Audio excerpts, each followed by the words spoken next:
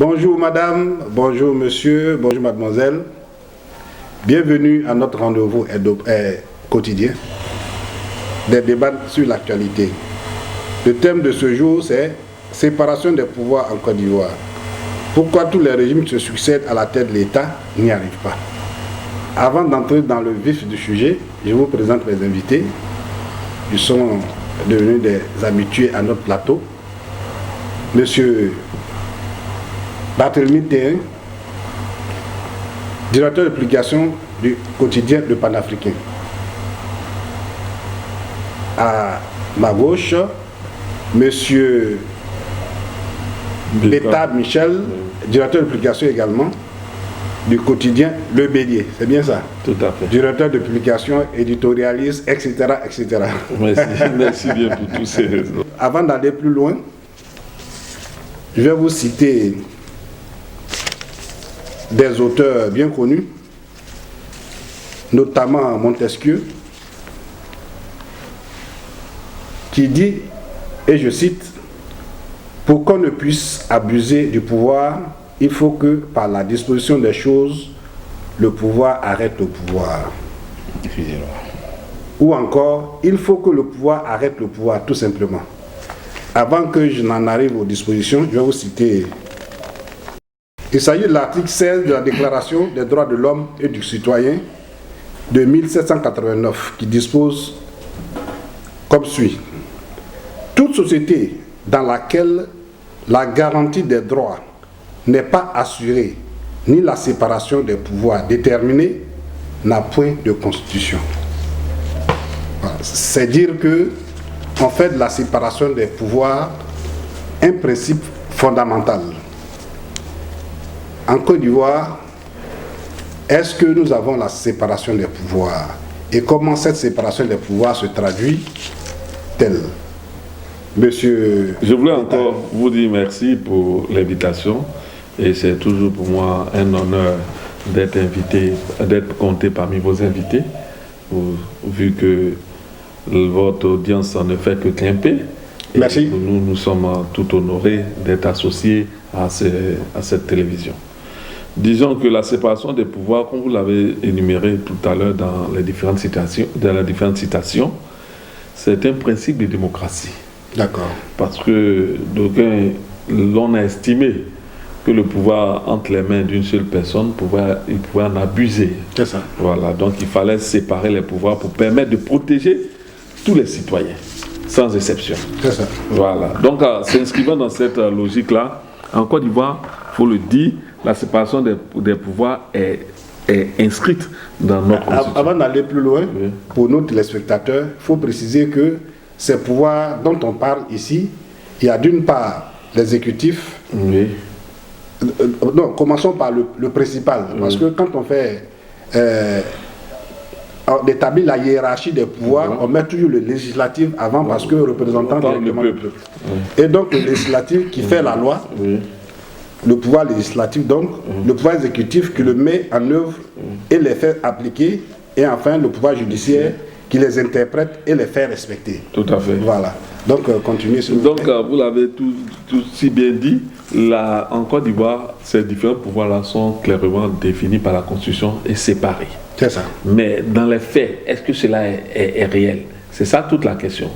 Vous voyez-vous, cette séparation des pouvoirs-là, elle a aussi ses conséquences. Parce que si la séparation des pouvoirs est stricto sensu, ça veut dire que les pouvoirs peuvent se neutraliser.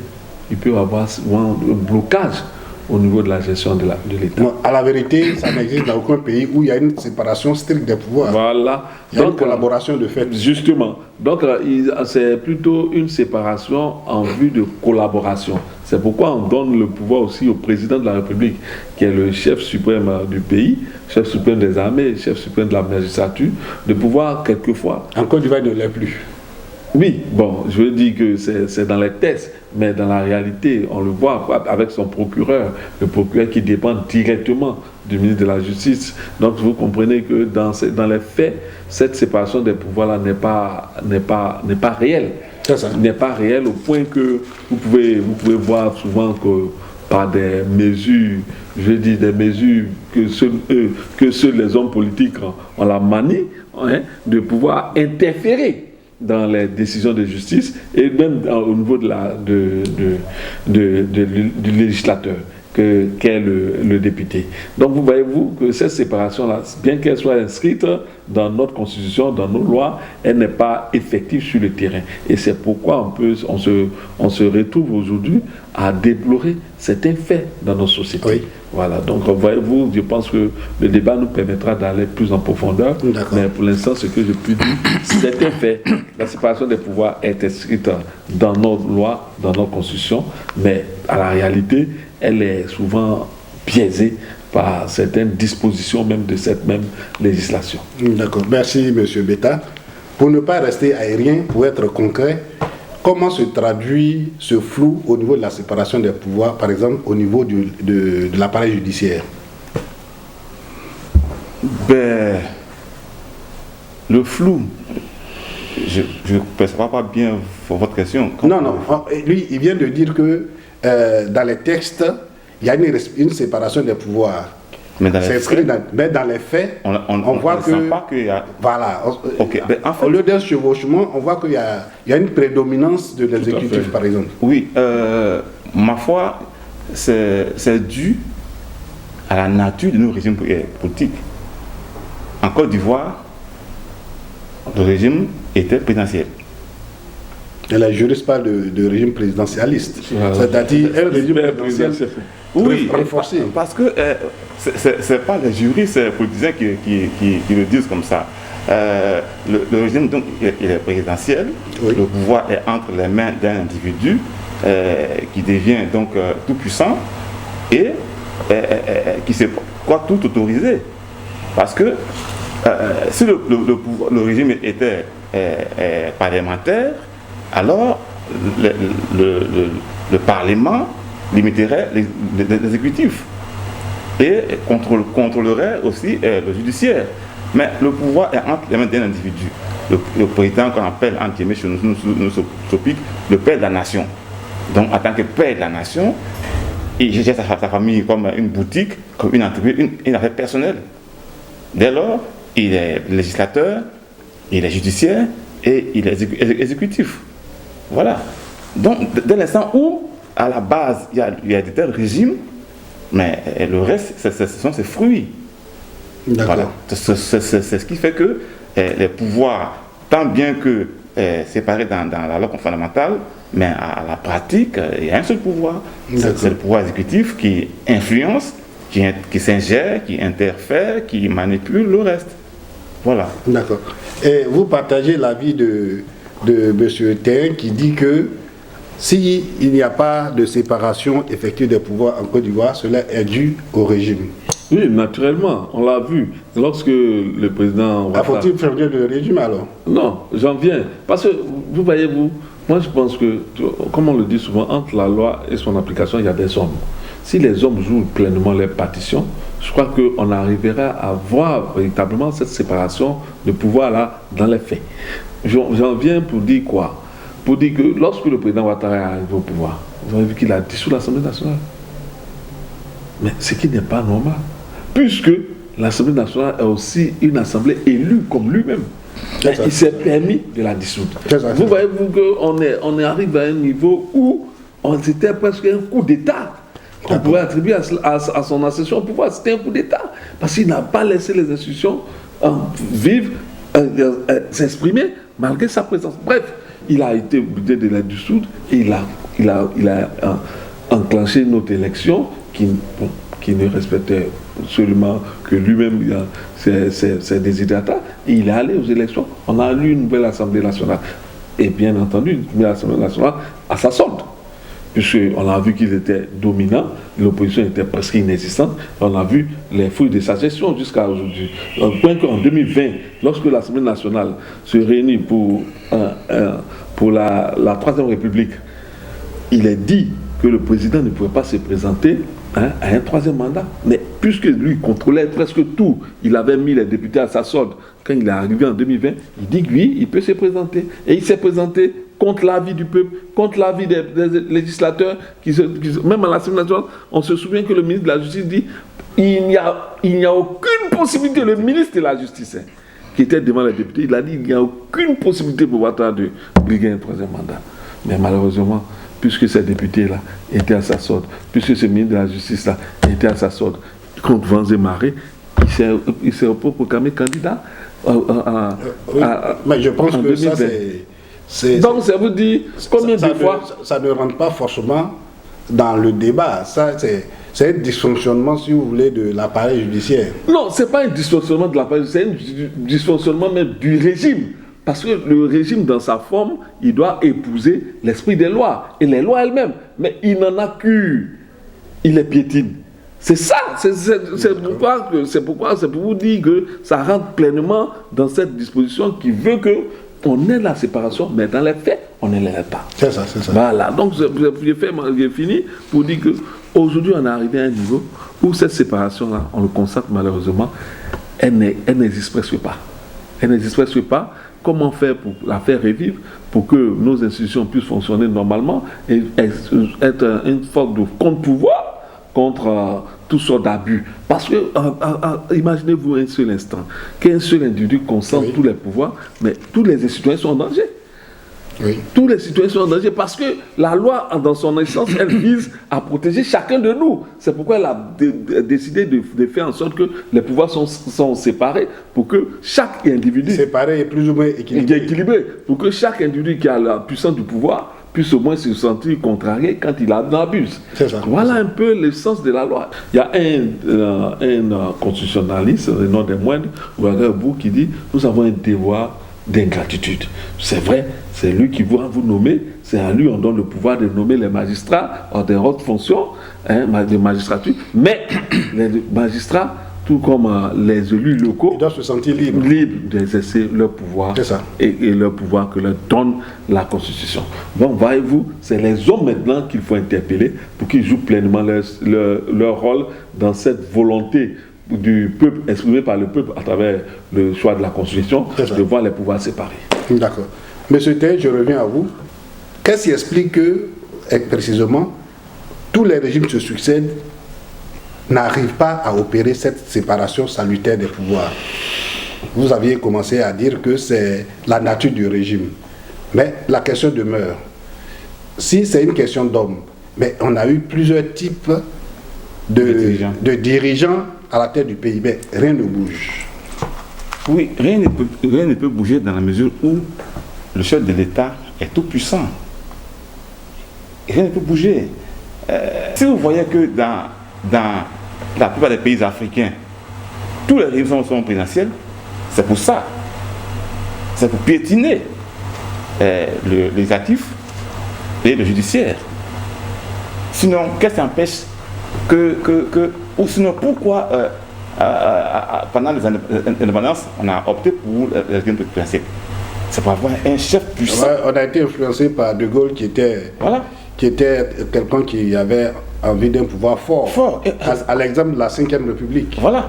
Avoir un pouvoir fort qui caporalise tout, qui est au-dessus de tout, qui fait et défait les autres pouvoirs. Mais 50 ans après, pourquoi on ne change pas? Puisque en Côte d'Ivoire, il y a un Premier ministre. Quand on parle de Premier ministre, c'est qu'on a un régime parlementaire. C'est ça. Parce que le parti qui est majoritaire au Parlement est mature. C'est ça. Alors que nous, on a un régime présidentiel, mais on a une primature. C'est une primature, on a un vice-président. On fait croire que... Un chevauchement institutionnel. On fait croire que tout va bien, alors qu'on a créé un flou artistique pour tromper les gens. Le pouvoir, c'est toujours entre les mains du chef d'État. La preuve, le Premier ministre, il a des pouvoirs délégués. C'est pas qu'on veut donner, qu'on lui donne. Sinon c'est un commis du chef d'État.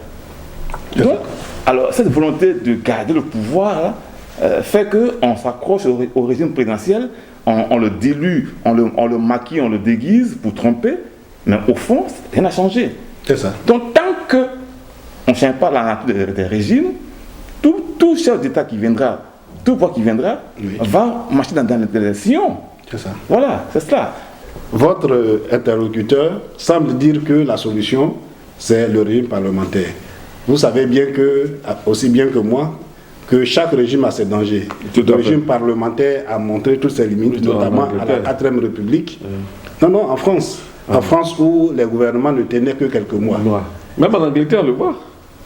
S'ils n'ont pas d'institutions solides et puis vous faites ces régimes parlementaires, on voit combien de fois les premiers ministres changent en Angleterre. Ah, donc le régime présidentiel, de ce point de vue, est un mal nécessaire? Non, c'est pas que c'est un mal nécessaire. C'est un régime qui a son bon côté et puis on peut aussi lui prêter de mauvais côtés. Mais ce que je veux faire savoir, vous savez, la balle est dans le camp du peuple. Quand il s'agit d'élire ceux qui vont les représenter à l'Assemblée nationale, qu'ils fassent le choix des personnes qui peuvent porter réellement leur voix. Parce que quand on observe un peu la manière dont les élections législatives se déroulent, les populations ont tendance à donner des voix à ceux qui sont au pouvoir. De sorte que l'opposition est souvent marginalisée au sein de nos assemblées nationales.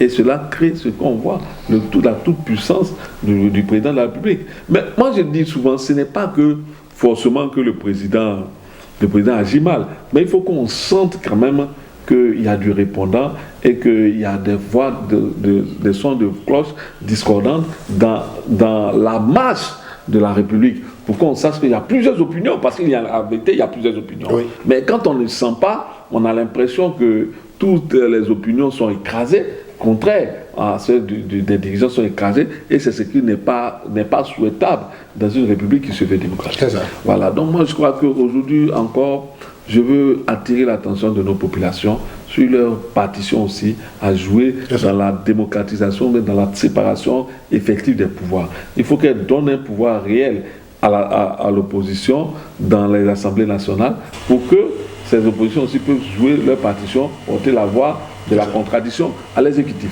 C'est vrai, nos régimes ont leur bon côté, parce qu'il ne faut pas se le cacher.